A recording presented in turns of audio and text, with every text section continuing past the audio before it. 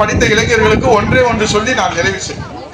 வீட்டுல கட்டி இருக்கிற ஆடைக்காரனும் கம்ப்ளைண்ட் கொடுக்கலாம், காவல்துறையில் மாடக்காரனும் கம்ப்ளைண்ட் கொடுக்கலாம், அண்டாவக்காரனும் குண்டாவக்காரனும் கேட்கலாம். அதெல்லாம் காலங்காலமா இருக்கும். ஆனா இந்த 4 ஆண்டுகள்ல என்ன ஆச்சு?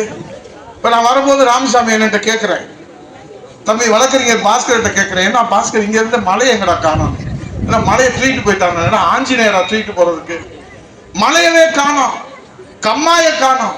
ஒரு படத்துல வடிவேலு போலீஸ்காரன் விடுச்சு விடுன்னு போவார், நீங்க பாத்துருப்பீங்க அந்த படத்தை.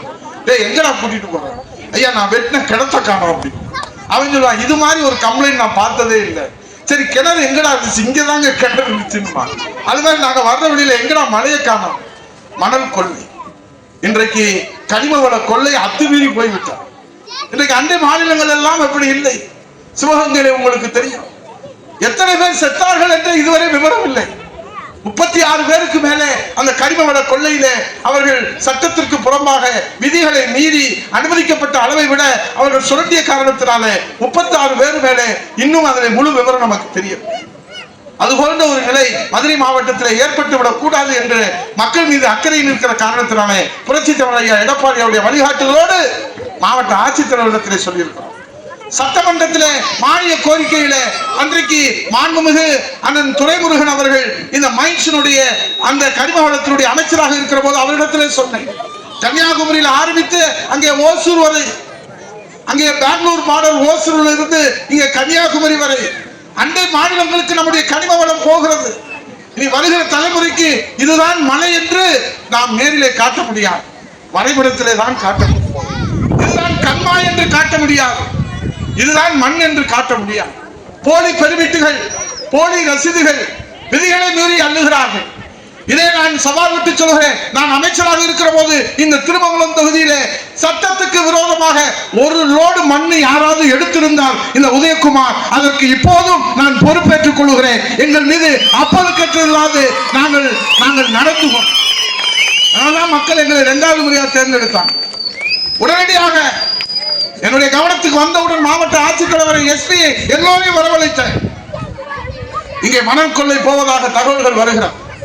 அத்தனை ஊரை உடனடியாக சீஸ் செய்ய வேண்டும். உடனடியாக யாராக இருந்தாலும் அவர்கள் மீது வழக்கு போட வேண்டும், நடவடிக்கை எடுக்க வேண்டும். நெஞ்சுரத்தோடு சொல்லுகிறேன், இப்போது ஆட்சி அதிகாரத்தில் இருப்பவர்கள், ஆளுங்கட்சியில் இருப்பவர்களுக்கு சவால் விட்டு உதயகுமார் சொல்லுகிறேன், நீங்கள் நியாயமானவர்களாக இருந்தால், இந்த மக்கள் மீது அக்கறை உள்ளவர்களாக இருந்தால் நீங்கள் பொது மேடையை போடுங்கள். எத்தனை கம்மாயிலே சட்டத்துக்கு விரோதமாக இன்றைக்கு கனிம வளங்களை கொள்ளையடித்து உங்கள் குடும்ப கஜானாவை நீங்கள் வளர்த்துக் கொண்டிருக்கிறீர்கள் என்று பட்டியலோடு இந்த உதயகுமார் விவாதிப்பதற்கு தயார். ஆளுகிற கட்சியில இருக்கிற அதிகார வர்க்கத்தில் இருப்பவர்கள் நீங்கள் தயாரா? இன்னைக்கு நான் 10 ஆண்டுகள் அமைச்சராக இருந்தும் கூட நெஞ்சுரத்தோடு நான் சொல்லுகிறேன், இன்னைக்கு இருக்கிற கனிம வளங்களை எல்லாம் சுரண்டி விட்டால் இந்த இளைய தலைமுறை நாளைக்கு நீர் ஆதாரத்திற்கு என்ன செய்வார்கள்? இன்னைக்கு நிலநடுக்கம் போன்ற மிகப்பெரிய ஆபத்து வருகிறது என்று சொல்லுகிறார். புரட்சி தலைவர் எடப்பாடி அவர்கள் குடிமராமத்து திட்டத்தை தந்தார்கள். அந்த குடிமராமத்து திட்டம் நிலத்தடி நீரை உயர்த்துவதற்காக அங்கே இருக்கிற விவசாயிகள் அதை தூர்வாரி தன்னுடைய நிலத்திற்கு உயிர் உரமாக 80 ஆண்டு காலம் மேட்டூர் அணை யாரும் தூர்வாரியதில்லை. ஒரு முதலமைச்சராக வேஷ்டியை மடித்து கட்டிக்கொண்டு கையிலே மம்பட்டியும் கையிலே கடப்பானை எடுத்துக்கொண்டு 80 ஆண்டு கால வரலாற்றில் ஒரு முதலமைச்சர் மேட்டூர் அணையை குடிமராமத்து திட்டத்தின் மூலமாக தூர்வாரினார்.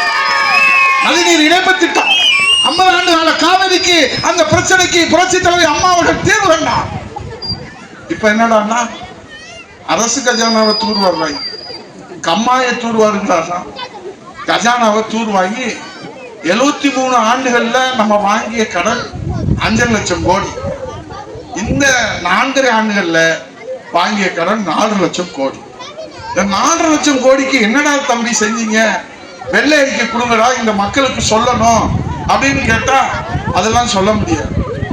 அப்ப சொல்ல முடியாதுன்னா மக்கள் என்ன சொல்றாங்க? விளக்கம்